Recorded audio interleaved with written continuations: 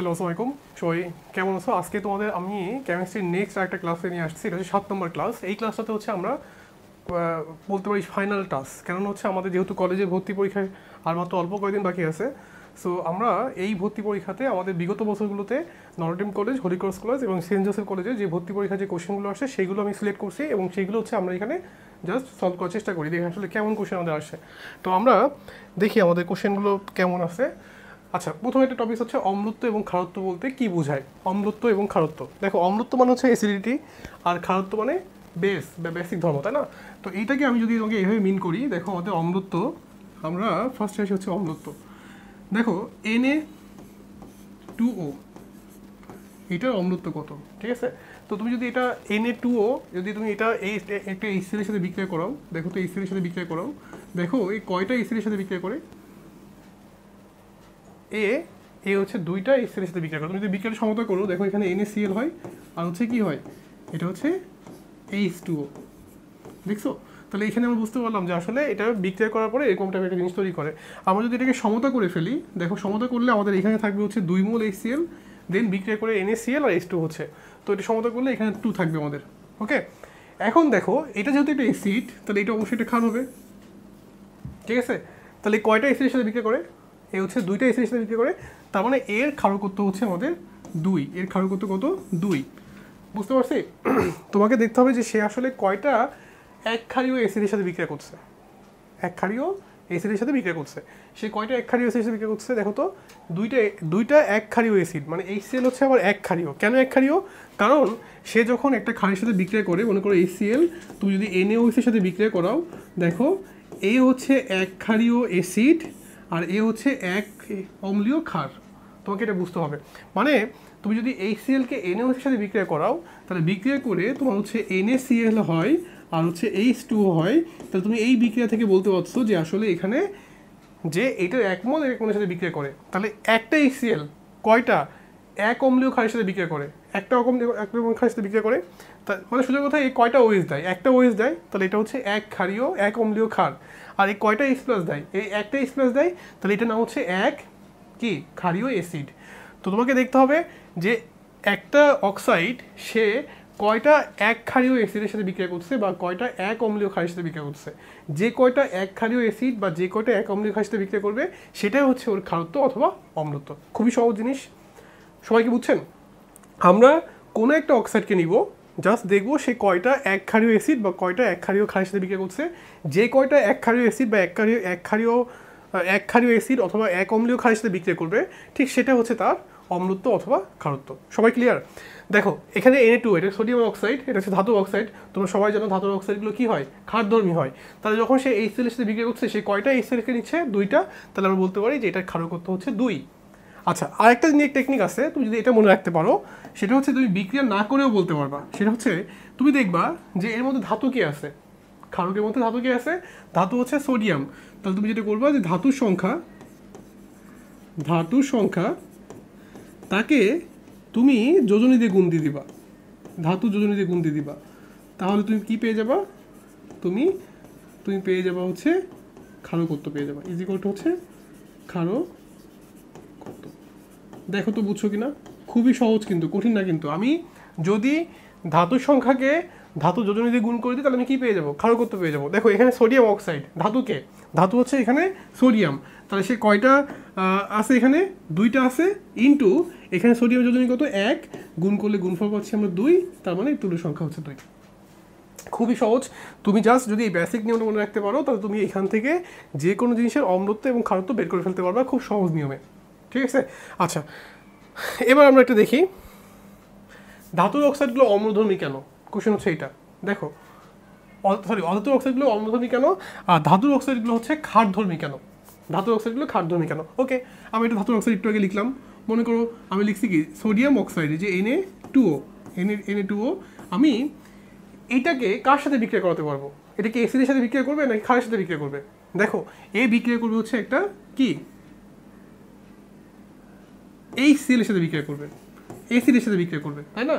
তাহলে যদি সে অ্যাসিডের সাথে বিক্রিয়া করে, তাহলে যদি অ্যাসিড হয়, তাহলে এটা অবশ্যই কি হিসেবে আসে বলো তো? এটা ক্ষার হিসেবে আসে। তাহলে আমরা সেক্ষেত্রে বলতে পারি যে ধাতু অক্সাইডগুলো কি ধর্মী? ধাতু অক্সাইডগুলো হচ্ছে ক্ষারধর্মী। এই বিক্রিয়া করে কি হয়? একটু আগে দেখছি আমরা NaCl প্লাস হচ্ছে H2O, দেন আমরা সমতা করলাম, সমতা করলে আমরা পাচ্ছি এখানে 2 মোল। তার মানে ধাতুর অক্সাইডগুলো সবসময় কী হবে, ক্ষারধর্মী হবে, ঠিক আছে, কারণ সে হচ্ছে অ্যাসিডের সাথে বিক্রিয়া করে। আর যেহেতু সে এখানে অ্যাসিড আছে, তাহলে এই অক্সাইডটা কী হিসেবে আচরণ করছে, ক্ষার হিসেবে আচরণ করছে। আচ্ছা, তাহলে আমরা একটা অধাতু অক্সাইড দেখি তো SO2, এটা ধরো ফসফরাস পেন্টা অক্সাইড P2O5। আচ্ছা, এটা হচ্ছে একটা কি অধাতুর অক্সাইড, তাই না? আচ্ছা, এখন তুমি এটাকে একটা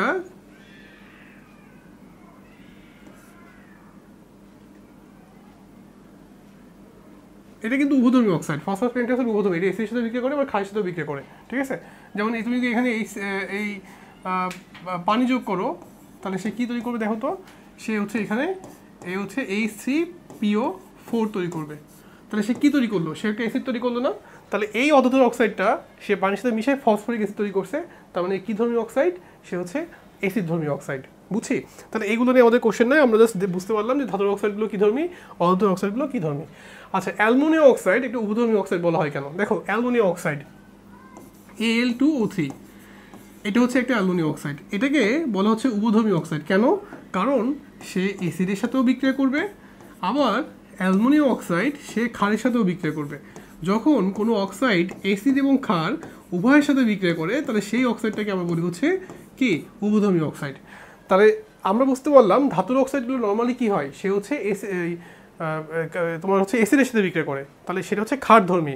আর অধাতুর অক্সাইডগুলো কী হয়, সে হচ্ছে তোমার ক্ষারের সাথে বিক্রিয়া করে, সেগুলো হচ্ছে কি, সেগুলো হচ্ছে তোমার হচ্ছে অম্লধর্মী। তাই তো এখানে এই যে অ্যালুমিনিয়াম অক্সাইড, সে কিন্তু একটা উভধর্মী অক্সাইড, কারণ সে হচ্ছে এখানে HCl এর সাথে বিক্রিয়া করছে, আবার এখানে NaOH এর সাথে বিক্রিয়া করছে। তাহলে আমরা বুঝতে পারলাম যে অধাতুর মানে ধাতব অক্সাইড হওয়ার পরেও কিন্তু সে উভধর্মী অক্সাইড হিসেবে আচরণ করবে। তো তুমি এইভাবে মনে রাখতে পারো যে গ্রুপ 1-এর গুলো হচ্ছে পিওর কি, গ্রুপ 1-এর মৌলগুলো হচ্ছে পিওর ক্ষারধর্মী, গ্রুপ 2-এর গুলো হচ্ছে ক্ষারধর্মী, আর গ্রুপ 3-এর এই যেগুলো আছে সেগুলো হচ্ছে উভধর্মী অক্সাইড হিসেবে কাজ করে, ঠিক আছে। এটা মনে রাখতে পারো তুমি যে 3-এর যেগুলো আছে সেগুলো হচ্ছে কি, উভধর্মী অক্সাইড। আবার 4টা তো তোমার এটা গেল 5 থেকে শুরু করে তোমার হচ্ছে 5, 6, 7, সেগুলো হচ্ছে তোমার সে 5, 6, 7, মানে তোমার হচ্ছে তোমাদের বইয়ে 5, 6, 7 না, কিন্তু তোমাদের বই হচ্ছে কি 13, 14, 15, 16, 17, 18। তো আমরা 13 তো 3-এর গেল, তো 13টা হচ্ছে এখানে না, আমরা হচ্ছে 14 না, 14 4 নম্বর, এই 15, 16, 17, 18 আমরা এই কয়টা গ্রুপের 15, 16, 17 এই কয়টা গ্রুপকে আমরা বলতে পারছি অধাতুর অক্সাইড গ্রুপ, এবং সেগুলো অবশ্যই কি অম্লধর্মী হিসেবে কাজ করবে। এখন দেখো, আমরা যদি বিক্রিয়াটা করি, আমরা এখানে বিক্রিয়াটা দিয়ে খেয়াল করি, এখানে হচ্ছে Al2O3 এর সাথে HCl বিক্রিয়া করবে। তাহলে বিক্রিয়া করে কি তৈরি করে দেখি তো আমরা, AlCl3, এই দেখো AlCl3 প্লাস হচ্ছে আমরা লিখতে পারি এখানে H2O। তাহলে আমরা এই বিক্রিয়া থেকে বলতে পারছি যে আসলে কি এটা হচ্ছে একটা ক্ষারধর্মী, কারণ এখানে যেহেতু অ্যাসিড আছে তাহলে সে কী হিসেবে কাজ করবে, এখানে সে ক্ষারধর্মী হিসেবে কাজ করবে। তাহলে এখানে অ্যালুমিনিয়াম অক্সাইড কী হিসেবে কাজ করছে বলো, সে ক্ষারধর্মী হিসেবে কাজ করছে। ওকে, আচ্ছা, সমতা করো 3, 2, তাহলে তোমার অবশ্যই এখানে 2 দেওয়া লাগবে, কারণ এখানে 2টা আছে, 2 দেওয়া লাগবে। তাহলে এখানে আমাদের অবশ্যই 6 দেওয়া লাগবে। তাহলে আমরা কিন্তু পেয়ে গেলাম যে আসলে 6 মোল। তো তোমার অক্সিজেন কয়টা হচ্ছে 3টা, তাহলে এখানে 3 দেওয়া লাগবে। হ্যাঁ, আমরা সমতা করে ফেলছি। ওকে, আচ্ছা, এবার যদি আমরা NaOH এর সাথে বিক্রিয়া করি, তাহলে এখানে হবে হচ্ছে LOH3 হবে প্লাস Na2O। সমতা করি আমরা OH3, তাহলে 3টা লাগবে, তাহলে ওখানে 2 আছে, তাহলে যদি এখানে 2 দিয়ে ফেলি, আমরা যদি এখানে 2 দিই, দেখো এই 2 দিলাম, দেন এখানে সমতা করি 3 2 6, তাহলে 6 লাগবে, 6 NaOH। তাহলে এখানে অক্সিজেন লাগবে হচ্ছে 3 2 6। তাহলে এই কথাগুলো সামারাইজ করি আমরা একটু। আমরা গ্রুপ 1-এ যেটা আছে, দেখো আমরা কিন্তু 1 লিখছি, কিন্তু তোমাদের বইয়ে কিন্তু আছে 1, 2 নম্বর গ্রুপ এইভাবে দেওয়া আছে। তো তুমি এইটাও মনে রাখতে পারো, বাট আমাদের আগের যে পর্যায় সারণী ছিল সেখানে কিন্তু A-B দুটো জিনিসে ভাগ করা আছে, এবং আমাদের কিন্তু এটাও শিখতে হবে। এ হচ্ছে যখন S এবং S-এ যায় এবং P-তে যায়, তাকে আমরা বলেছি এ উপশ্রেণী, তাই না? আর বি হচ্ছে যেগুলো ডিতে যায়। তো তোমার এটা আমি এই ক্লাসে আলোচনা করছি না, এটা আমরা পরের ক্লাসে অন্য একটা ক্লাসে আলোচনা করবো। এখন জাস্ট মনে রাখি গ্রুপ 1-এর মৌলগুলো যে ধাতু, গ্রুপ 2-এর মৌলগুলো ধাতু, এরা অবশ্যই কী হিসেবে কাজ করবে, এরা হচ্ছে তোমার ক্ষারধর্মী হিসেবে কাজ করবে। আর গ্রুপ 15, 16, 17 এরা হচ্ছে তোমার কী হিসেবে কাজ করবে, অধাতু। সো এগুলো অ্যাসিডধর্মী হিসেবে কাজ করবে। সো অ্যাসিডধর্মী, ক্ষারধর্মী, অম্লত্ব, ক্ষারত্ব এগুলো নিয়ে আমাদের কোনো কোশ্চেন আর সমস্যা হবে না। আমরা পারবো কিনা দেখো, এই কোশ্চেনগুলো আমাদের এনডিসি ভর্তি পরীক্ষাতে আসছে। আচ্ছা, নেক্সট দেখি আমরা অ্যালুমিনিয়াম ক্লোরাইডের জলীয় দ্রবণটা অম্লধর্মী কেন। অ্যালুমিনিয়াম ক্লোরাইড সংকেতটা লিখি আমরা AlCl3। যদি আমরা এই সংকেতটা চিন্তা করি AlCl3, aluminium chloride, sorry ammonium chloride, তাহলে NH4Cl। দেখো NH4Cl এটার জলীয় দ্রবণ তুমি নিবা, মানে H2O মানে HOH। আচ্ছা, ভালো কথা। তুমি যদি এটাকে জলীয় দ্রবণে মিশ্রিত করো তাহলে এখান থেকে আসলে দুইটা জিনিস ভাগ হয়। একটা হচ্ছে অ্যামোনিয়াম আয়ন, মানে হচ্ছে NH4+, আর হচ্ছে এখানে কি হয়, এখানে Cl- হয়। তাহলে আমরা বুঝতে পারলাম যে আসলে এখানে অ্যামোনিয়াম এবং Cl- এখন দুইটা জিনিস তৈরি হচ্ছে। আর এখান থেকে কিন্তু আমরা কি পাচ্ছি, এখান থেকে আমরা পাচ্ছি হচ্ছে H+ আর OH-। তাহলে আমাকে একটু বলো তো এখানে আসলে কে কাকে নিবে। দেখো অ্যামোনিয়াম সে হচ্ছে প্লাস, সে এখান থেকে নেগেটিভটাকে নিয়ে নিবে। তাহলে আমরা এখানে কি পাবো, আমরা এখানে পাবো হচ্ছে অ্যামোনিয়াম হাইড্রোক্সাইড NH4, আমরা লিখবো হচ্ছে OH। আর এখানে কি হবে, আর এখন হচ্ছে HCl তৈরি করবে, এই যে HCl তৈরি করবে। সো আমরা মোটামুটি বুঝতে পারলাম যে এই যৌগটা যখন তোমার বিক্রিয়া করে তখন হচ্ছে সে অ্যামোনিয়াম হাইড্রোক্সাইড এবং HCl তৈরি করে। তুমি একটু খেয়াল করো, এখানে আমরা যে যৌগটা পাইছি তার মধ্যে এ হচ্ছে উইক বেস আর হচ্ছে স্ট্রং অ্যাসিড। এটা হচ্ছে কি উইক বেস মানে ক্ষার, আর এটা হচ্ছে strong acid HTRONG, strong acid. তাহলে আমরা বুঝতে পারলাম যে আসলে যেহেতু সে স্ট্রং অ্যাসিড তৈরি করছে তাহলে এর জলীয় দ্রবণটা হচ্ছে কি হবে, অবশ্যই অম্লধর্মী বা অ্যাসিডিক তৈরি করবে। আমরা এভাবে চিন্তা করতে পারি যে তোমাদেরকে যদি কোনো একটা যৌগ দেয় দিয়ে বলে যে এটা কি অ্যাসিডধর্মী না ক্ষারধর্মী, তুমি জাস্ট সেটার মধ্যে জলীয় দ্রবণ যোগ করবা, যোগ করে দেখবা যে সে কোনো লবণ হলে জলীয় দ্রবণ যোগ করবা, যোগ করে দেখবা যে সে তার মধ্যে কি হয়। যদি দুইটাই স্ট্রং হইতো তাহলে কিন্তু সেটা নিউট্রাল হইতো, যদি এইটাও স্ট্রং হইতো, বেসটা স্ট্রং হইতো আর অ্যাসিডটা যদি উইক হইতো তাহলে সেটা হয়তো কি হইতো, সেটা হচ্ছে ক্ষারধর্মী হইতো। বুঝতে পারছি? তাহলে এই কোশ্চেনগুলো খুবই সহজ, আমরা পারবো।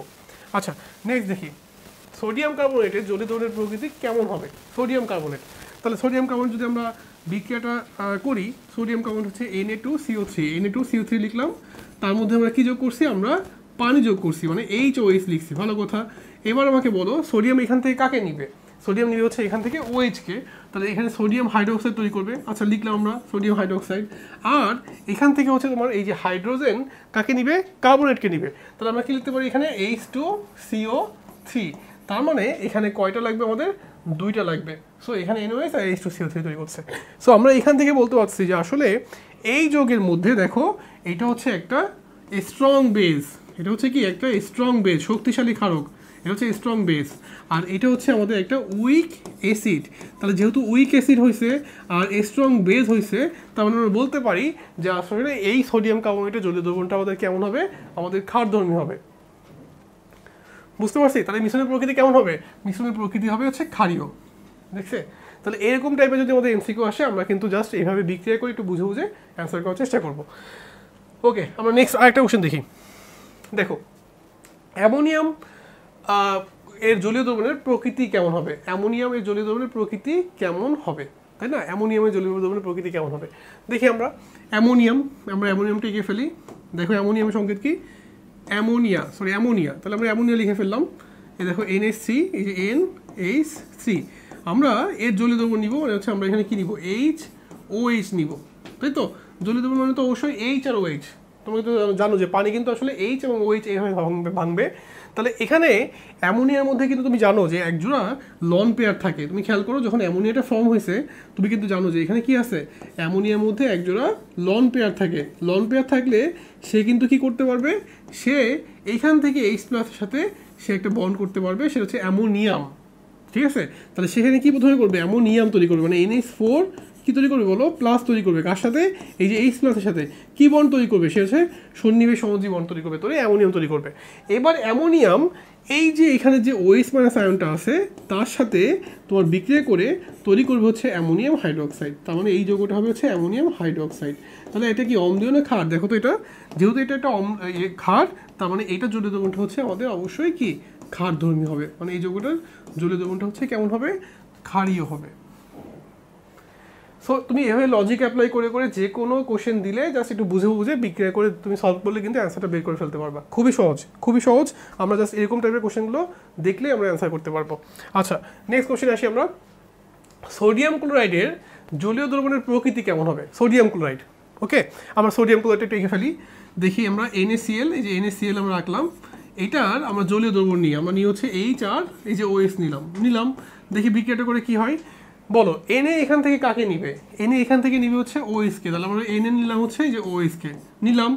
আচ্ছা, আমরা এখানে হচ্ছে HCl এর সাথে আমরা বিক্রিয়া করলাম, এই যে HCl এর সাথে বিক্রিয়া করলাম, তাহলে আমরা এখান থেকে দেখতে পাচ্ছি যে আসলে Na নিচ্ছে কাকে? Na নিচ্ছে হচ্ছে OS কে, এবং সে এখান থেকে ওইটা তৈরি করলো, আর এখান থেকে HCl তৈরি করলো। Na এখান থেকে নিচ্ছে হচ্ছে OS কে, আর এখান থেকে HCl নিচ্ছে হচ্ছে ক্লোরিনকে। সো আমরা এখান থেকে বলতে পারি যে আসলে NaOH এবং HCl তৈরি করবে। এবার তুমি একটু খেয়াল করো, এটা কিন্তু একটা স্ট্রং কি, এটা হচ্ছে একটা স্ট্রং বেজ, এটা হচ্ছে কি একটা স্ট্রং বেস, আর এটা হচ্ছে আমাদের একটা স্ট্রং অ্যাসিড। তাহলে যখন একটা স্ট্রং অ্যাসিড এবং স্ট্রং বেজ হবে, তাহলে তো দ্রবণটা আসলে দুজনেই শক্তিশালী, তাই না? তোমার সলিউশনটা কি দুজনেই শক্তিশালী হয়ে যাচ্ছে, তাহলে সেক্ষেত্রে এটা একটা নিরপেক্ষ দ্রবণ তৈরি করবে। তার মানে এই সলিউশনটা হচ্ছে একটা নিরপেক্ষ হবে। সো আমরা কিন্তু অনেকগুলো কোশ্চেন দেখলাম যেগুলো আমাদের বিগত বছরগুলোতে আসছে, যে কোনটা অম্লীয়, কোনটা ক্ষারীয়, কোনটা নিরপেক্ষ। তুমি মনে হয় এখন বেসটা ক্লিয়ার করতে পারছো, তুমি এখন জাস্ট বিক্রিয়া লিখে লিখে বুঝে বুঝে এগুলো অ্যান্সার করে ফেলতে পারবা। আচ্ছা দেখো, ক্যালসিয়াম হাইড্রোক্সাইড এই জলীয় দ্রবণের প্রকৃতি কেমন হবে? ওকে ফাইন, আমরা ক্যালসিয়াম হাইড্রোক্সাইড আসি, CaOH2। দেখো এটা হচ্ছে তুমি যখন জলীয় দ্রবণে যোগ করবা, এটা তো আসলে অন্য কিছু হওয়ার কোনো সুযোগ নাই। আচ্ছা দেখো তো, এখানে কিন্তু ক্যালসিয়াম হাইড্রোক্সাইড তৈরি করবে, মানে CaOH হবে, ক্যালসিয়াম হাইড্রোক্সাইড জলীয় দ্রবণ কিন্তু এটাই হবে, এখানে তো অন্য নতুন কিছু হওয়ার সুযোগ আমরা দেখতে পাচ্ছি না, পাচ্ছি? তাহলে ক্যালসিয়াম হাইড্রোক্সাইড জলীয় দ্রবণটা হচ্ছে অবশ্যই কি হবে? ক্ষারীয় হবে। এটা একটা ক্ষার, ধাতুর অক্সাইড কি হয়? অবশ্যই ক্ষারধর্মী হয়। তাহলে আমরা এটা বুঝলাম। আর ক্ষারধর্মী আমি বুঝলাম কি হবে, এই দেখো ক্যালসিয়াম হাইড্রোক্সাইডে যদি আমি HCl যোগ করি, তাহলে সে দেখো সে HCl এর সাথে যখন বিক্রিয়া করবে, বিক্রিয়া করে কি তৈরি করবে? দেখো সে ক্যালসিয়াম হচ্ছে কাকে নিবে? ক্যালসিয়াম হচ্ছে ক্লোরিনকে নিবে, আর এখান থেকে আমরা H2O পাচ্ছি।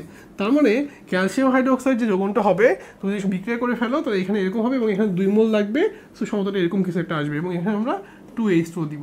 তার মানে ক্যালসিয়াম হাইড্রোক্সাইড এখানে অ্যাসিডের সাথে বিক্রিয়া করছে, তাহলে এ হচ্ছে অবশ্যই ক্ষার, আর এটা হচ্ছে একটা অ্যাসিড। তাহলে এ কি হিসেবে কাজ করবে? এ হচ্ছে এখানে ক্ষার হিসেবে কাজ করবে, বেস হিসেবে কাজ করবে।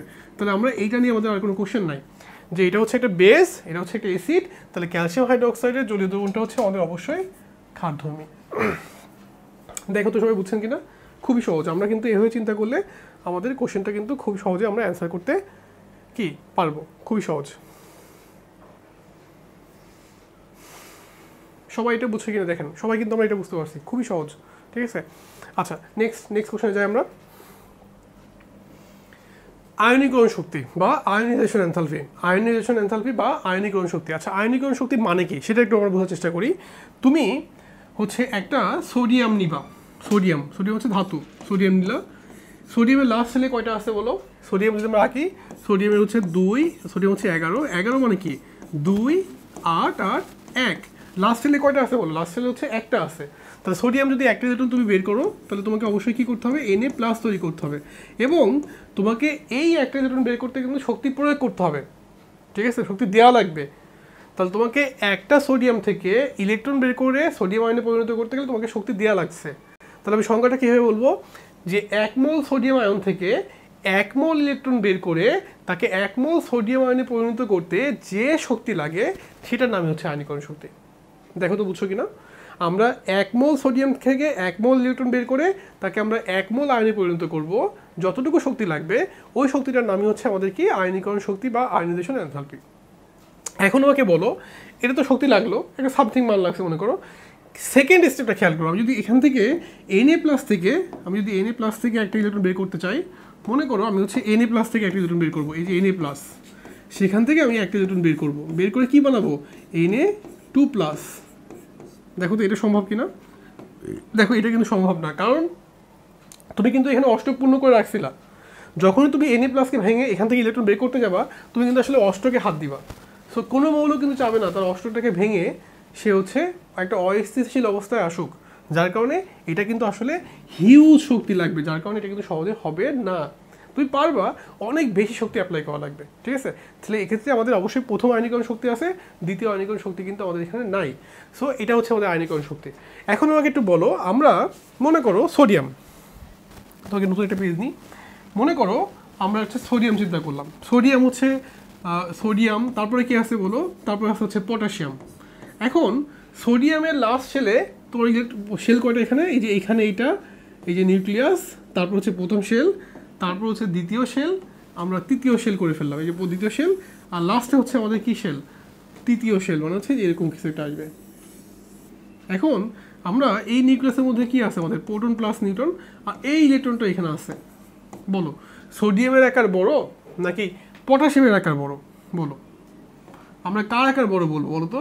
পটাশিয়ামের কিন্তু একটা লেয়ার বেশি, বুঝছেন? তাহলে পটাশিয়ামের কিন্তু অবশ্যই আকারটা কি, আকারটা হচ্ছে বড়, কারণ পটাশিয়াম হচ্ছে কয় নম্বর লেয়ারে আছে, 4 নম্বর লেয়ারে, আর সোডিয়াম কয় নম্বর লেয়ারে, সোডিয়াম হচ্ছে 3 নম্বর লেয়ারে। তো আমরা বলতে পারি যে আসলে কি পটাশিয়াম এর আকারটা হচ্ছে বড়, কারণ লেয়ার বেশি হওয়া মানে কি আকার বেশি হয়ে যাওয়া। সো এখানে 1 2 3 4, হ্যাঁ এটা হচ্ছে আমাদের নিউক্লিয়াসে আছে, এই যে আমাদের nucleus, proton plus neutron. Potassium হচ্ছে 19, তুমি একটু খেয়াল করে দেখো, 2 8 8 1, তাহলে কয়টা লেয়ার আছে এখানে বলো, 4টা লেয়ার আছে।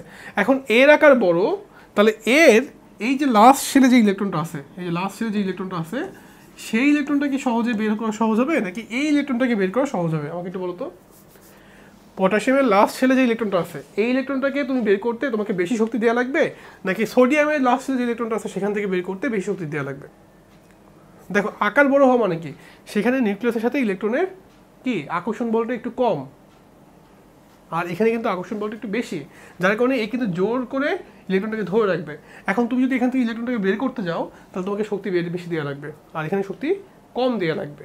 তার মানে যত আকার বাড়বে আণবিক শক্তির মান তত কি হবে, কমে যাবে, তোমার শক্তিটা কম দেওয়া লাগবে। তাহলে আমরা এভাবে লিখতে পারি যে একই গ্রুপে উপর থেকে নিচের দিকে আসলে তোমার আয়নীকরণ শক্তি কি হবে বলো, আয়নীকরণ শক্তি আমাদের কমে যাবে, আয়নীকরণ শক্তি আমাদের কি কমে যাবে, কারণ কি আকার ছোট হয়ে যাবে, আকার বড় হবে, কারণ আকার কি হবে, আকার বড় হয়। তাহলে আমরা এখন থেকে এই জিনিসটা মনে রাখবো, আমরা আকার দিয়ে মনে রাখবো, যত তুমি একই গ্রুপে উপর থেকে নিচের দিকে আসবা তোমার আয়নীকরণ শক্তির মানটা কমে যাবে এবং আকারটা হচ্ছে বেড়ে যাবে। সো তোমার আয়নীকরণ শক্তির মানটা হচ্ছে এখানে কি হবে, আস্তে আস্তে কমে যাবে। আচ্ছা এবার খেয়াল করো একই পর্যায়ে কি হয়, তুমি যদি পর্যায়ে যাও, পর্যায়ের ক্ষেত্রে কি হচ্ছে, তোমার আকারটা আস্তে আস্তে ছোট হয়ে যাচ্ছে। যেমন তুমি যদি সোডিয়াম আর ম্যাগনেসিয়াম চিন্তা করো, ধরো আমি তোমাকে বললাম সোডিয়াম এবং ম্যাগনেসিয়াম, এই যে সোডিয়াম এ হচ্ছে 11 আর ম্যাগনেসিয়াম এ হচ্ছে 12, তাহলে যখন আমি সোডিয়াম এবং ম্যাগনেসিয়াম চিন্তা করলাম, ম্যাগনেসিয়ামের ক্ষেত্রে কিন্তু আকারটা সোডিয়াম থেকে ছোট, কারণ একই পর্যায়ে তুমি জানো যে বাম থেকে ডান দিকে গেলে তোমার আকারটা হচ্ছে কি হয়, আকারটা কমে যায়, আকার কি হয়, আকার কমে যায়। তাহলে আকার যদি কমে যায় তাহলে সেক্ষেত্রে কিন্তু তোমার আয়নীকরণ শক্তির মানটা আস্তে আস্তে কি হবে, আয়নীকরণ শক্তির মানটা আস্তে আস্তে কি হবে বলতো, আয়নীকরণ শক্তির মানটা আস্তে আস্তে বাড়বে, মানে যত আকার ছোট হবে আয়নীকরণ শক্তির মানটা বাড়বে। তাহলে আমরা এভাবে লজিক্যালি বলতে পারি যে তুমি যখন একই পর্যায়ে বাম থেকে ডান দিকে যাবা আয়নীকরণ শক্তির মানটা আস্তে আস্তে কি বেড়ে যাবে, আকার ছোট হয়ে যাবে। সো আমরা এভাবে চিন্তা করতে পারি। তাহলে আমরা কি শিখলাম, যে একই গ্রুপে উপর থেকে নিচের দিকে আসলে আয়নীকরণ শক্তির মান কমে যায় এবং আকারটা বেড়ে যায়, আর একই পর্যায়ে বাম থেকে ডান দিকে গেলে আকার হচ্ছে বেড়ে যায় এবং আয়নীকরণ শক্তির মানটা আকার কমে যায় এবং আয়নীকরণ শক্তির মানটা কি অবশ্যই বেড়ে যায়, তাহলে শক্তির মানটা কিন্তু বেড়ে যাবে। ওকে, তাহলে আয়নীকরণ শক্তি নিয়ে আমাদের কোনো কোশ্চেন নাই। ওকে, আমরা নেক্সট টপিকে আসি। নিচের কোন মৌলটির আয়নীকরণ শক্তি সব থেকে বেশি? দেখো কোন মৌলটা, ফার্স্টে আসে পটাশিয়াম, আমরা পটাশিয়াম লিখে ফেললাম, পটাশিয়াম হচ্ছে কে, আমরা সোডিয়াম লিখলাম হচ্ছে Na, আমরা ক্যালসিয়াম লিখলাম হচ্ছে Ca, আমরা ম্যাগনেসিয়াম হচ্ছে Mg। দেখো আমি যদি ম্যাগনেসিয়ামের কথা চিন্তা করি তাহলে সোডিয়ামের থেকে কিন্তু ম্যাগনেসিয়ামের আয়নীকরণ শক্তির মানটা বেশি, তাহলে যদি আমি সিকোয়েন্স করি যে সোডিয়ামের থেকে ম্যাগনেসিয়াম বেশি, তাহলে ম্যাগনেসিয়াম বেশি আর সোডিয়াম হচ্ছে কম। কেন কম? কারণ এ এবং এ একই পর্যায়ের মৌল, এ আছে ডান দিকে এ আছে বাম দিকে, তাহলে এর আকার ছোট এর আকার বড়, তাহলে এর আয়নীকরণ শক্তিটা বেশি হবে, এর আয়নীকরণ শক্তি কম হবে। আচ্ছা ক্যালসিয়াম এবং পটাশিয়াম, দেখো ক্যালসিয়াম এবং পটাশিয়ামের মধ্যে খেয়াল করো, ক্যালসিয়ামের আকার ছোট পটাশিয়ামের আকার হচ্ছে বড়, তাহলে ক্যালসিয়াম আয়নীকরণ শক্তি পটাশিয়াম থেকে বেশি হবে। ঠিক আছে, আচ্ছা এবার খেয়াল করো, এটা হচ্ছে 3 নম্বর পর্যায়ের মৌল, এটা হচ্ছে 4 নম্বর পর্যায়ের মৌল, তাহলে এই দুজনের মধ্যে কিন্তু এদের আকারটা বড়, সো এদের আয়নীকরণ শক্তির মানটা কিন্তু কম হবে। সো আমি যদি লাস্ট ফিনিশিংয়ে তোমার আসি, আলটিমেটলি আমাদের যে জিনিসটা আমরা পাচ্ছি, সোডিয়ামে ম্যাগনেসিয়ামের আয়নীকরণ শক্তি সব থেকে বেশি, তারপরে সোডিয়াম, তারপর হচ্ছে আমরা পাচ্ছি ক্যালসিয়াম, তারপরে পাচ্ছি হচ্ছে আমরা পটাশিয়াম। এই সিকোয়েন্সটা হচ্ছে এটা। তাহলে তুমি এখন থেকে এই সিকোয়েন্স করে একটু বোঝার চেষ্টা করবো যে আসলে কার আয়নীকরণ শক্তির মানটা বেশি হচ্ছে, কার আয়নীকরণ শক্তির মানটা কম হচ্ছে। আমরা যদি এভাবে চিন্তা করতে পারি তাহলে আমরা যে কোনো মৌলের কার আয়নীকরণ শক্তির মানটা বেশি এবং কারটা কম আমরা কিন্তু চিন্তা ভাবনা করলে অ্যান্সার করতে পারবো। দেখেন তো বুঝছেন কিনা? খুবই সহজ। এই সিস্টেমটা মনে রাখলে আপনি সহজে আয়নীকরণ শক্তির মানটা বের করে ফেলতে পারবেন। আচ্ছা, নেক্সট দেখো আমরা এখন আসি হচ্ছে তড়িৎ ধনাত্মকতা বা ইলেকট্রো পজিটিভিটি। তড়িৎ ধনাত্মকতা বা ইলেকট্রো পজিটিভিটি। দেখো আমরা আয়নীকরণ শক্তি কি শিখছিলাম যে তখন তুমি একটা মৌল থেকে সোডিয়াম, এখান থেকে একটা মৌল থেকে তুমি ইলেকট্রন বের করবা, বের করে Na+ হবে, তাই না? আবার পটাশিয়াম থেকে তুমি ইলেকট্রন বের করবা, বের করে কি হবে? K+ হবে। তো তুমি কি শিখছিলা যে তোমাকে ইলেকট্রন বের করতে গেলে যে শক্তি লাগে তাকে আমরা বলতে পারি আয়নীকরণ শক্তি, তাই না? শক্তি দেওয়া লাগে। এখন আমাকে বলতো সোডিয়ামের ক্ষেত্রে বেশি দেওয়া লাগে নাকি পটাশিয়ামের ক্ষেত্রে বেশি দেওয়া লাগে শক্তিটা? অবশ্যই আমাদের সোডিয়ামের ক্ষেত্রে শক্তি বেশি দেওয়া লাগবে, কারণ আকার হচ্ছে ছোটো, পটাশিয়ামের ক্ষেত্রে আকারটা হচ্ছে বড়। আচ্ছা আমাকে বলো, তাই কাকে সহজে পজিটিভ আয়ন বানানো যায়? কাকে সহজে পজিটিভ আয়ন বানানো যায়? দেখো তো, আমরা অবশ্যই পটাশিয়ামকে সহজে পজিটিভ আয়ন বানাতে পারবো, কিন্তু সোডিয়ামকে বানাতে গেলে আমাকে কষ্ট বেশি করতে হবে, মানে শক্তি বেশি দেওয়া লাগবে। তাহলে কে সহজে পজিটিভ আয়নে পরিণত হয়? তাহলে পটাশিয়াম হচ্ছে সহজে পজিটিভ আয়নে পরিণত হয়। তার মানে এটাকে আমরা বলি তড়িৎ ধনাত্মকতা। ঠিক আছে?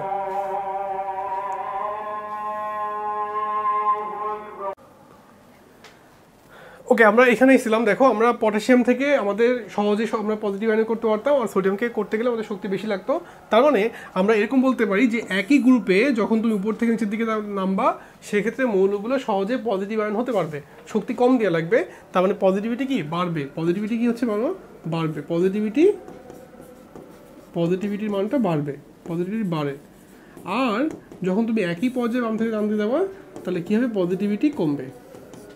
তাহলে আমরা এটা একটু মনে রাখবো যে যখন তুমি একই পর্যায়ে বাম থেকে ডান দিকে যাবা, সেক্ষেত্রে পজিটিভিটি মান কমে যাবে, আর যখন তুমি একই গ্রুপে উপর থেকে নিচের দিকে আসবে, পজিটিভিটি মানটা বেড়ে যাবে।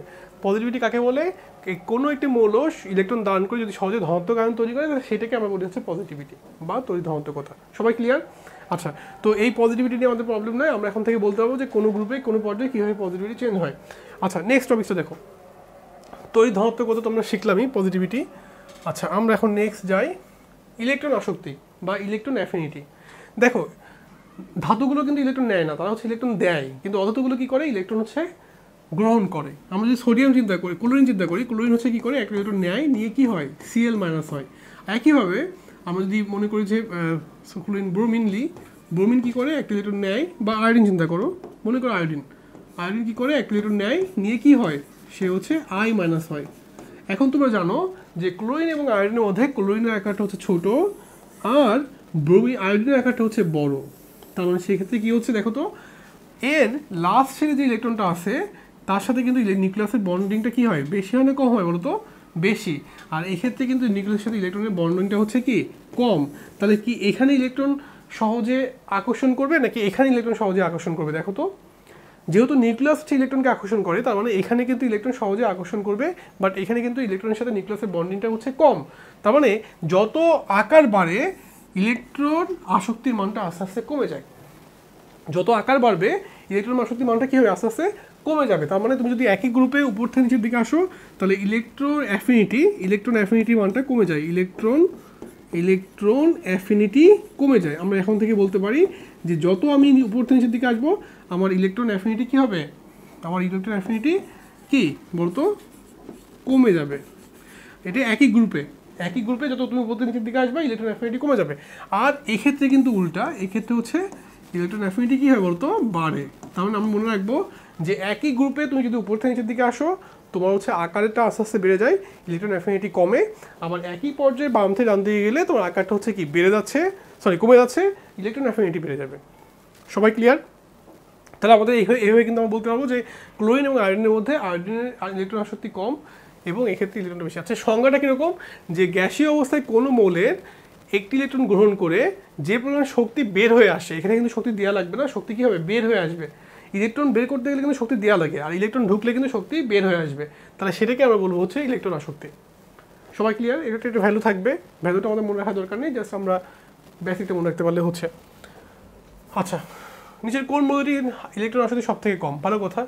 দেখো আমরা লিখি ম্যাগনেসিয়াম দেখো এর কি ইলেকট্রন আসক্তি আছে, দেখো তো ধাতু এর কি ইলেকট্রন নিবে না, তাহলে এটা নাই। আচ্ছা সিলিকন এটা আছে, উপধাতু ফসফরাস এরও আছে, সালফার। এখন ফসফরাস এবং সালফারের মধ্যে ফসফরাস হচ্ছে 15, সালফার হচ্ছে 16 আর এটা 14। তাহলে এদিক থেকে যদি এদিকে আছে আকার কি বাড়ছে না কমছে বলতো? আকার হচ্ছে আস্তে আস্তে কমে যাচ্ছে। তাহলে ইলেকট্রন অ্যাফিনিটি বেশি হবে কার? যার আকার ছোট। তার মানে এখানে সব থেকে ইলেকট্রন আসক্তি কম, সব থেকে কার কম বলতো? সালফারের তো আছে, ফসফরাসের কম, এর বেশি এর কম, আর এর কোনো ইলেকট্রন আসক্তি নাই, তার মানে এর সব থেকে কম, এর কোনো ইলেকট্রন আসক্তি নাই। সো তুমি একটু খেয়াল রাখবা, ঠিক আছে? চারজনের মধ্যে কিন্তু এর সব থেকে বেশি, সালফারের সব থেকে বেশি, ফসফরাসের একটু কম, সিলিকনের আরও কম, আর ম্যাগনেসিয়ামের কোনো ইলেকট্রন আসক্তি নাই, তাহলে এটা হচ্ছে কি সব থেকে কম। ওকে, আচ্ছা তড়িৎ ঋণাত্মকতা বা ইলেকট্রোনেগেটিভিটি। এখন তুমি যে ক্লোরিন দেখলা, সেই ক্লোরিন কী করলো? এক ইলেকট্রন নিল, নিয়ে Cl মাইনাস হয়েছে। ওকে, আচ্ছা আরেকটা কী হয়েছে? আয়োডিন, সে একটা ইলেকট্রন নিছে, নিয়ে কী হয়েছে? I মাইনাস হয়েছে। তাহলে সেক্ষেত্রে আমরা দেখতে পাচ্ছি যে আসলে ইলেকট্রন নিয়ে নেগেটিভ আয়নে যে পরিণত হচ্ছে, এই নেগেটিভ আয়নে পরিণত হওয়ার প্রবণতাটাকে আমরা বলি হচ্ছে ইলেকট্রোনেগেটিভিটি। এখন কে সহজে নেগেটিভ আয়নে পরিণত হয়, ক্লোরিন নাকি আয়োডিন? দেখো তো, দেখো ক্লোরিন কিন্তু ইলেকট্রোনেগেটিভিটি বেশি, তাহলে কিন্তু সে সহজ, ইলেকট্রন আসক্তি বেশি, তাহলে কিন্তু সহজে সে ইলেকট্রোনেগেটিভ হবে। কিন্তু আয়োডিন কিন্তু সহজে হবে না, কারণ তার ইলেকট্রন আসক্তি হচ্ছে কি কম।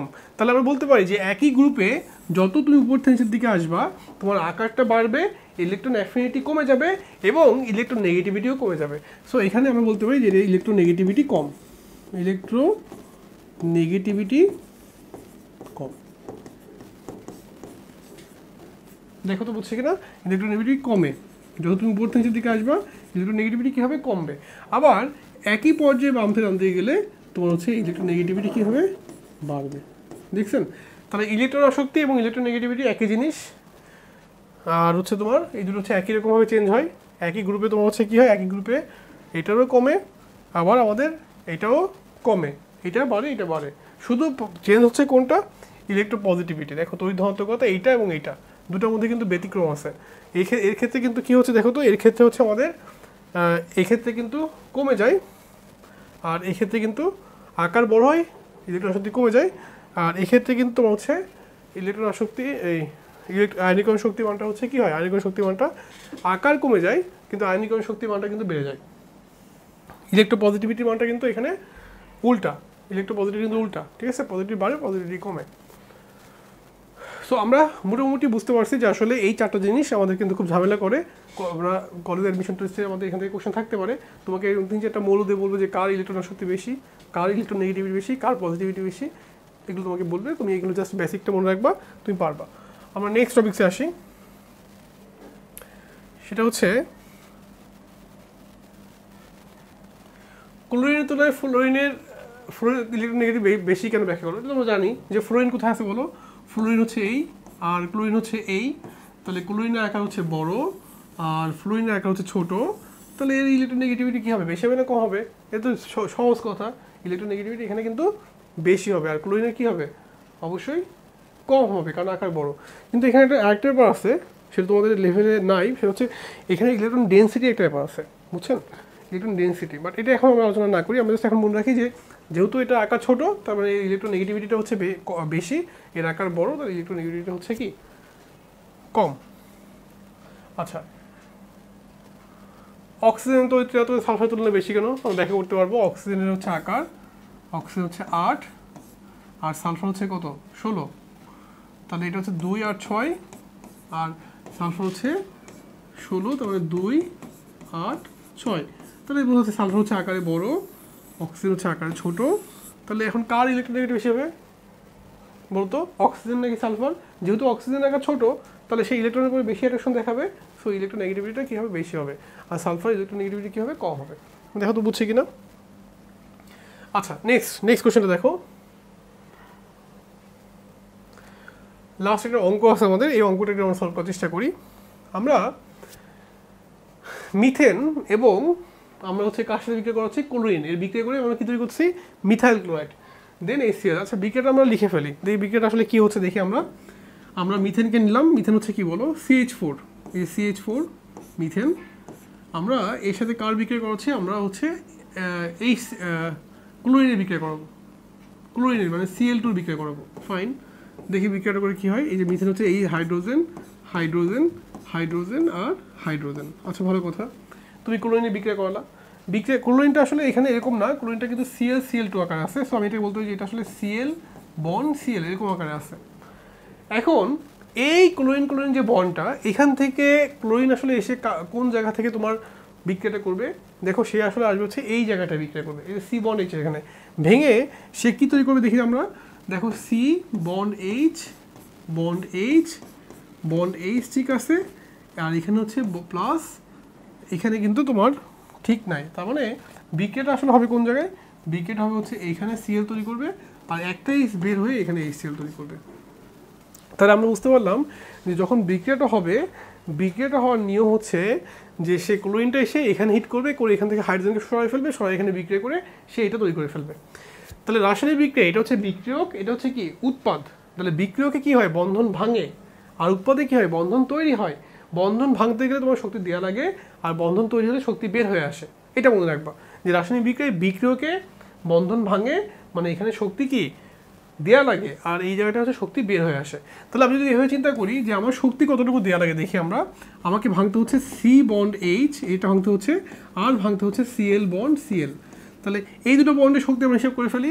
সি বন্ড এইচের শক্তি হচ্ছে দেখো 244, আমাদের কোশ্চেনে দিয়ে দিছে, তাহলে 244 লিখলাম, প্লাস হচ্ছে আমাদের এখানে কতটুকু লাগছে Cl বন্ড Cl, দেখো তো Cl বন্ড Cl, সরি এটা হচ্ছে 244 না, এটা 414।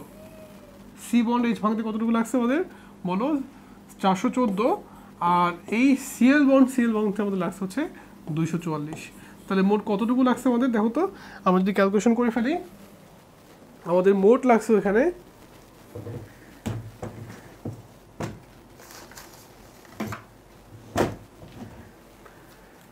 আমাদের মোট কতটুকু লাগলো শক্তি, দেখো তো আমার শক্তি লাগছে হচ্ছে আমাদের এখানে 414 প্লাস 244,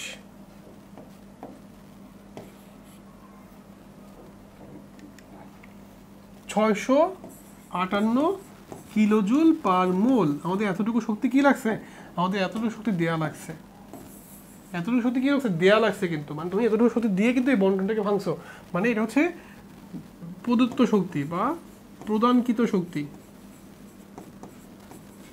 যতটুকু শক্তি তুমি দিছো, ঠিক আছে, ওকে ফাইন।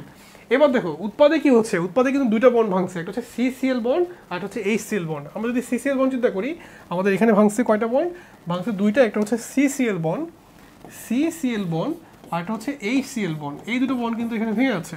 সো আমি যদি CCl বন্ডে যাই, দেখো তার মানটা দিয়ে আসতে হচ্ছে 326, তাহলে 326 প্লাস HCl বন্ডটা দিয়ে আসছে কত দেখো তো 431, তাহলে আলটিমেটলি মানটা কত আসছে দেখো তো 326 প্লাস 431 যোগ করলে যোগফল হচ্ছে 757। তাহলে আমি বলতে পারি যে আসলে আমার এখানে এতটুকু কিলোজুল কি আছে, এতটুকু কিলোজুল আমার শক্তি নির্গত হয়েছে। এটা কি হয়েছে বলতো, এটা নির্গত হয়েছে মানে বের হয়ে আসছে, নির্গত শক্তি।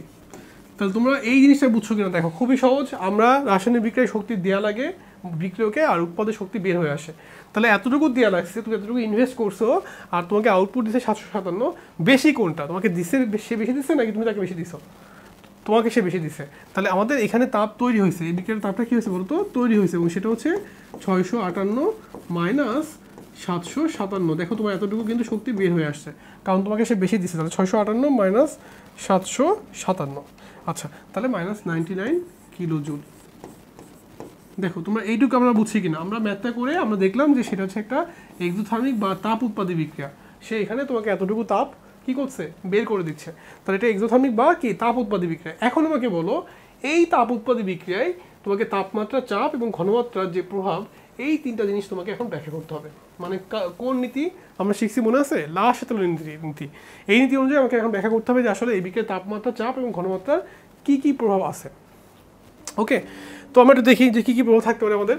দেখি আমরা তো মোটামুটি সবগুলো দেখলাম যে আসলে এটা একটা methyl chloride CH methane plus হচ্ছে ক্লোরিন বিক্রিয়া করে তোমার হচ্ছে ফ্রি রেডিক্যাল বিক্রিয়ার মাধ্যমে তৈরি করছে CH3Cl আর হচ্ছে তোমার HCl। এখন আমরা দেখি যে এখানে কতটুকু কী তৈরি হচ্ছে, ডেল এইচ হচ্ছে মাইনাস 99 কিলোজুল পার মোল, তাই না, এরকম তৈরি হয়েছে। তাহলে আমরা বিক্রিয়াটা কিন্তু এটা একটু আগে করে ফেলছি, আমাদের কিন্তু এখানে মানটা দিয়ে দেয়, বাট আমাদের আসলে এই অঙ্কটাতে কি হয়েছে, আমাদেরকে মানটা কষ্ট করে বের করে নিতে হয়েছে। ওকে, আচ্ছা এবার আমাকে বলো এটা কি তাপ উৎপাদী বিক্রিয়া নাকি তাপ হারি বিক্রিয়া? এটা একটা তাপ উৎপাদী বিক্রিয়া। তাপ উৎপাদী বিক্রিয়ায় তুমি যদি তাপ দাও তাহলে বিক্রিয়াটা কোন দিকে যাবে? বিক্রিয়াটা লাস্ট নীতি অনুসারে সে যাবে হচ্ছে পিছনের দিকে। আমরা শিখছি যে একটা গাড়ির ইঞ্জিন সেখানে গরম হচ্ছে, তুমি যদি সেটাকে আরও হিট দাও ইঞ্জিনটাকে ঠিক মতন কাজ করবে? করবে না। তুমি কী করবে, তাকে ঠান্ডা করবা। তাহলে ইঞ্জিনটাকে কাজ আউটপুট পাওয়ার জন্য তোমাকে কী করতে হবে, ইঞ্জিনটাকে ঠান্ডা করতে হবে, তাই না? তাপ উৎপাদী বিক্রিয়া তোমার তো বিক্রিয়া অলরেডি তাপ তৈরি হচ্ছে, এখন তুমি যদি আরও হিট দাও তাহলে সে তো আর সামনের দিকে যাবে না, সে হিটটাকে পোষণ করার জন্য কী করবে, পিছন দিকে চলে যাবে। তার মানে এক্ষেত্রে উৎপাদের মানটা কমে যাবে, বিক্রিয়কের মানটা আস্তে আস্তে বাড়বে। তো তুমি যদি তাপ কমাও তাহলে সেক্ষেত্রে কী হবে, বিক্রিয়া সামনের দিকে যাবে। তাহলে তাপমাত্রা বাড়লে কী হবে, বিক্রিয়াটা পিছনের দিকে যাবে, তাপ কমালে বিক্রিয়াটা সামনের দিকে যাবে। আচ্ছা, তারপরে বলছে কি চাপ। দেখো এখানে কয় মোল আছে, 1 মোল, এখানে 1 মোল, তাহলে 1 + 1 যোগ করলে 2 মোল, আর এখানে আমরা পাচ্ছি হচ্ছে 1 + 1 তারপর 2 মোল। দুই পাশে কিন্তু মোল সংখ্যা সমান, তার মানে এই বিক্রিয়ায় চাপের কোনো প্রভাব নাই, কারণ দুই দিকে হচ্ছে মোল সমান। তুমি চাপ দিলে বিক্রিয়াটা আসলে কোনো দিকে যাবে না। যদি এরকম হতো এখানে 4 মোল আর এখানে 2 মোল, মনে করো নাইট্রোজেন প্লাস হাইড্রোজেন, এই দেখো নাইট্রোজেন প্লাস 3 মোল হাইড্রোজেন বিক্রিয়া করে কী হচ্ছে দেখো তো, 2 মোল অ্যামোনিয়া হচ্ছে। তাহলে এই বিক্রিয়ায় কিন্তু চাপের প্রভাব আছে। কেন? কারণ এখানে কিন্তু বিক্রিয়কে আসা হচ্ছে 4 মোল আর উৎপাদ হচ্ছে 2 মোল, এখানে মোল সংখ্যা বেশি, এখানে মোল সংখ্যা কম। তুমি যদি চাপ দাও বিক্রিয়াটা আসলে সামনের দিকে যাবে, কারণ সে সবসময় বেশি থেকে কমের দিকে যাবে। যদি চাপ কমায় তাহলে বিক্রিয়াটা পিছনের দিকে যাবে। তাহলে আমরা বুঝতে পারলাম যে আসলে এই বিক্রিয়া যেহেতু মোল সংখ্যার কোনো পরিবর্তন হয় নাই, ডেলেন এর মানটা 0, তাহলে এই বিক্রিয়ায় চাপের কোনো প্রভাব নাই। সবাই বুঝতে পারছি?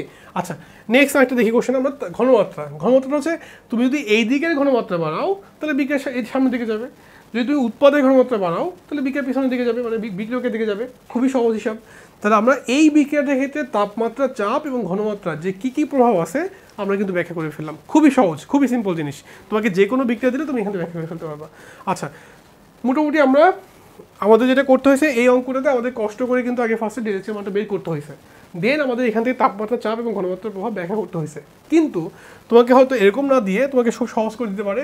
তোমাকে হয়তো বলতে পারে দেখো যে সাপোজ তোমাকে বলতে পারে যে নাইট্রোজেন প্লাস অক্সিজেন বিক্রিয়া করে তোমার কি হচ্ছে 2NO, এবং তোমাকে আমি বললাম যে এই বিক্রিয়া ডেলিসটা হচ্ছে প্লাস 180 কিলোজুল। তার মানে কি বোঝাচ্ছে যে এই বিক্রিয়াটা হচ্ছে, তুমি বুঝতে পারছো এটা হচ্ছে কি একটা তাপ হারি বিক্রিয়া, এটা হচ্ছে কি একটা তাপ হারি বিক্রিয়া, তাই না?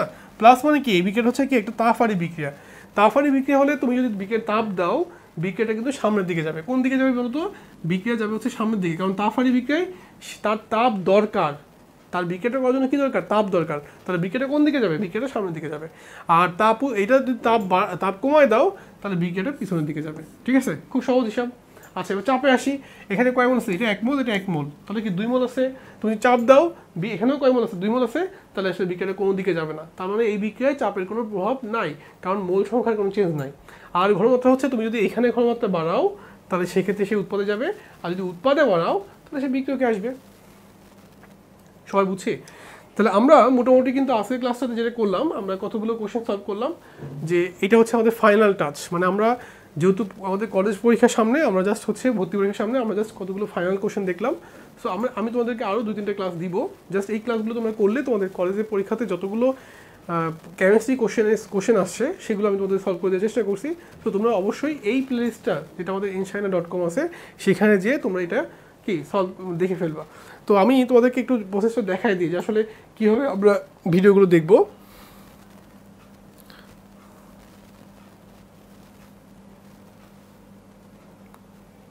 আপলোড দিচ্ছি হচ্ছে এই দেখো মোডে, যে আমরা ডেস্কটপ যাব, যে এখানে হচ্ছে আমরা দেখবো হচ্ছে এই যে এখানে যাব যে inshina.com, তোমরা এখানে যাবা। এখানে যাওয়ার পরে তোমরা যেটা করবা দেখো এই যে এখানে দেখো আমাদের একটা আছে, সেটা হচ্ছে যে ফ্রি ক্লাস। ওকে, এই যে ফ্রি ক্লাসটাতে যাবা, ঠিক আছে। এখানে হচ্ছে তোমার যেটা করা আছে আমাদের সব টিচারদের জাস্ট ভিডিওগুলো দেওয়া আছে, তোমরা এখান থেকে হচ্ছে এই ভিডিওগুলো দেখে নিতে পারবে। এখানে হচ্ছে আমার ক্লাসগুলো দেওয়া আছে। তো তোমরা এই যে inshina.com যাবা, যে ওইখানে যে জাস্ট আমার যে ফ্রি ক্লাসগুলো আছে তোমরা সেখানে দেখতে পারবা। তোমরা যদি একদম প্রথম দিকে যাও, দেখো এখানে যাও ফ্রি ক্লাস, এখানে যে তোমরা দেখতে পারবা যে NDC কলেজ অ্যাডমিশন প্রোগ্রাম, এখানে যাবা, যে তোমার নিচের দিকে যাবা, দেখো প্রথমে দিয়ে আছে ফ্রি ক্লাসে প্রথমে কী দিয়ে আসে বলো তো, ফিজিক্স দিয়ে আসে, তারপর দিয়ে আসে হচ্ছে তোমার এখানে দেখো এখানে নিচের দিকে গেলে ম্যাথ, আর লাস্টের দিকে তোমার হচ্ছে এখানে কেমিস্ট্রি পেয়ে যাবা। এই যে এখানে ভিডিওগুলো দেওয়া আছে, তোমরা এখান থেকে মোটামুটি সবগুলো হচ্ছে ভিডিও তোমরা দেখে আসতে পারবা যে আসলে আমাদের মানে এটা এক করে সিরিয়াল করে 1 2 3 এইভাবে কিন্তু আমি তোমাদেরকে ক্লাসগুলো দিচ্ছি, তোমরা এই ভিডিওগুলো সব দেখে ফেলতে পারবা। সো তোমরা অবশ্যই কলেজের পরীক্ষাতে আমি 6 পর্যন্ত দিয়ে ফেলছি, আমি তোমাকে আরও ভিডিও দিব। সো তোমরা যদি মোটামুটি ফাইনাল মোমেন্টে জাস্ট এই ভিডিওগুলো খুব ভালো করে দেখো, তোমাদের কলেজের ভর্তি পরীক্ষাতে মোটামুটি আমি বলতে পারি যে আসলে সবগুলো কোশ্চেনই মোটামুটি কমন পড়বে এবং তোমাদের মেইনলি হচ্ছে বেসিকটা হচ্ছে স্ট্রং হয়ে যাবে। তো তোমরা অবশ্যই এই ভিডিওগুলো ফলো করবা। ওকে, থ্যাংক ইউ সবাইকে, আসসালামু আলাইকুম।